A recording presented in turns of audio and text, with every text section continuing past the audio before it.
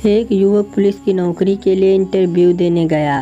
Police अफसर ने उससे पूछा कि अगर सेब का दाम 150 रुपये किलो है तो 100 ग्राम सेब कितने के आएंगे। युवक की गणित कमज़ोर थी मगर चतुराई भरपूर थी। बोला, साहब अगर 100 ग्राम सेब के मुझे पैसे देने पड़े तो फिर पुलिस के सिपाही की नौकरी किस काम की। अफसर, चलो मान लेते हैं, लेकिन अगर तुम्हारी पत्नी बाजार जाए तो 150 रुपये प्रति किलो के रेट से 100 ग्राम सेब उसे कितने का पड़ेगा।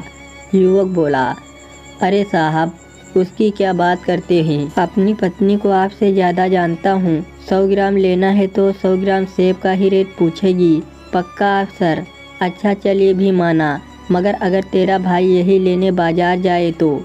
युवक, उसकी बात मत करो साहब, वो किसी काम का नहीं, एक नंबर का कामचोर है, सारा दिन खाकर पड़ा रहता है। अफसर ने हार नहीं मानी। वो बोला, अगर तुम्हारे पिताजी सेब लेने जाएं तो इस रेट के हिसाब से 100 ग्राम सेब का दाम क्या होगा। अरे साहब, मेरे पिताजी के मुंह में तो दांत ही नहीं बचे हैं। मेरे पिताजी केला खाते हैं, फिर ना वो सेब खरीदेंगे और ना ही रेट पूछेंगे। अफसर भी ढीठ था, फिर पूछ बैठा, अगर मजबूरी में घर पर कोई ना हो और तुम्हारी बहन सेब खरीदने बाजार जाए तो। युवक, सर मैंने उसकी शादी 5 साल पहले ही कर दी है, अब वो जाने और बहनोई जाने, उसकी इच्छा। सेब खरीदे, लीची खरीदे, संतरा खरीदे, आम खरीदे, मुझे उससे क्या। और वैसे भी साहब नौकरी मैं करूँगा या पूरा मेरा खानदान करेगा। अफसर के सब्र का बांध अब टूटने लगा था।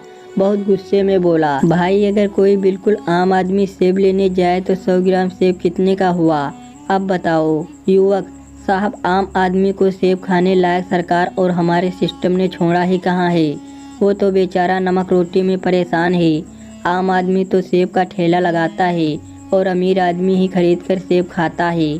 कहानी अच्छी लगी हो दोस्तों तो लाइक और सब्सक्राइब करिए। धन्यवाद दोस्तों।